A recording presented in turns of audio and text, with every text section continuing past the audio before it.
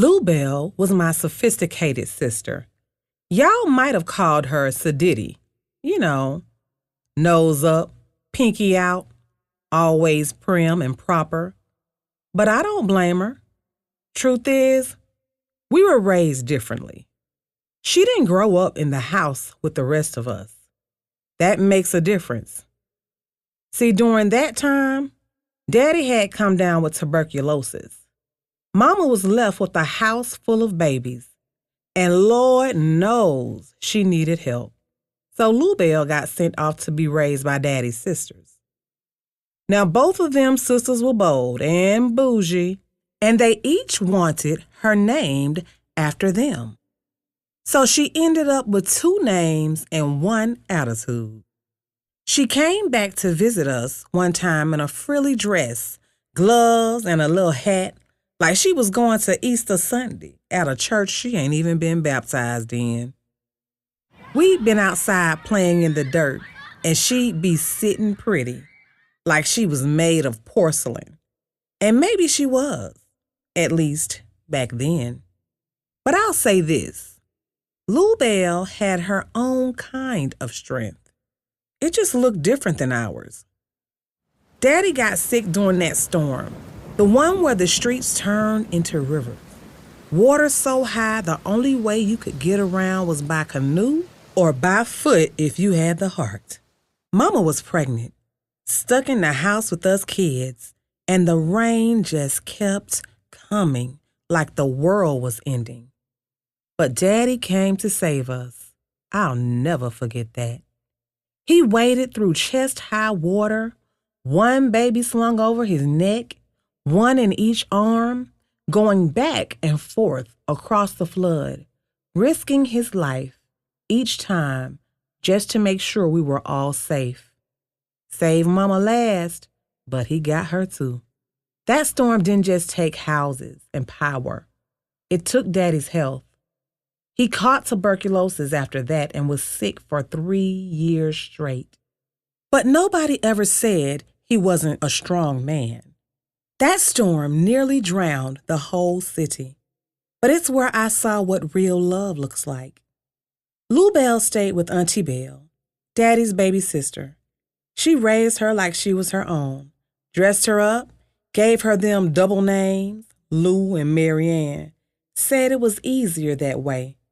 Auntie didn't know nothing about hair, and Lou, she had that good soft stuff that just needed a little water and a ribbon. I guess Auntie chose easy. When it came to me, though, Mama kept me. Said I knew how to cook, clean, and sew. Like I came out the womb with an apron and dish rag. I had black folk hair anyway. The kind you had to part, grease, and plait before sunrise. Auntie wasn't ready for all that. Said I wasn't her responsibility. She didn't want Martha either. Poor thing. Had a weak muscle in one eye, and Auntie Bell's daughter, just sassy as she wanna be, told her mama, "Don't bring her over here." And that was that. So Mama kept Martha, and I stayed too. I stayed and helped raise them all. That's when motherhood started for me. Not when I had kids of my own, but when I was still a child myself, helping Mama raise hers. I was Mama's 3rd child, Daddy's 5th. Yeah, go on and say it. Papa was a rolling stone, and he was. But he took care of his women, and he took care of his children. What we needed, he provided. That's more than most men out here today can say. Don't start none, won't be none. I love my daddy, and I'm a daddy's girl. Always have been. Martha was just 1 year younger than me. Yeah, Mama was having babies fast, because that's what they did back then. Wasn't nobody using no condoms, just like y'all don't now. And y'all know better, ought to do better. HIV is real, and AIDS still kills. Don't let available treatments fool you.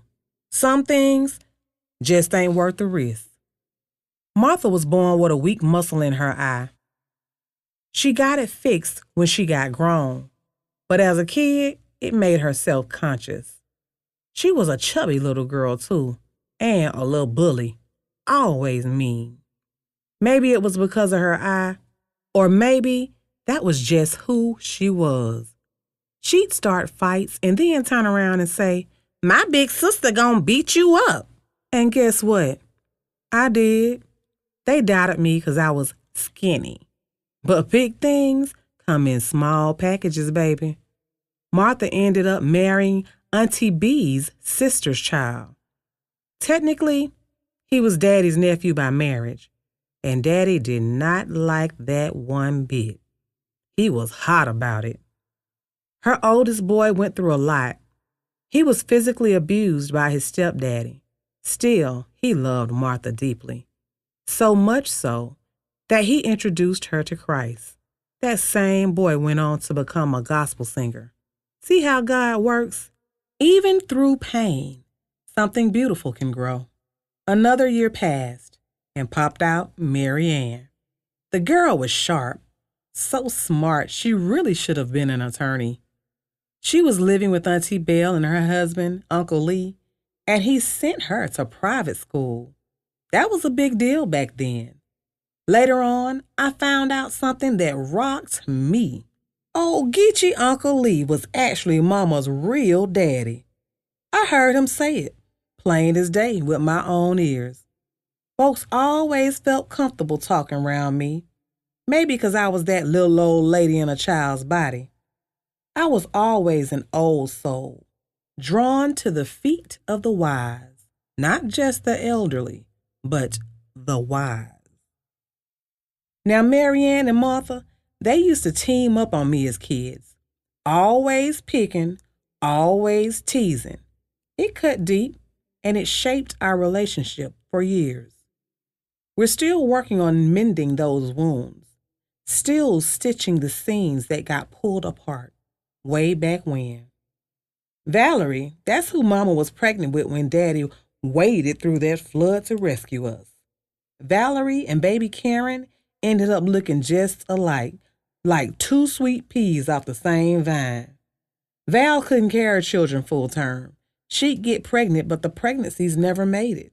Still, she was my baby. She had such a big heart, always ready to give, always ready to love. Daddy taught her how to drive the tractor and till the land. She didn't shy away from hard work or getting her hands dirty. She liked the ruggedness of life. That was our Val. She was bisexual, something you couldn't just be out loud back then. But Mama didn't raise no scaredy cats. Val was who she was, and she lived out loud, even when the world whispered behind her back.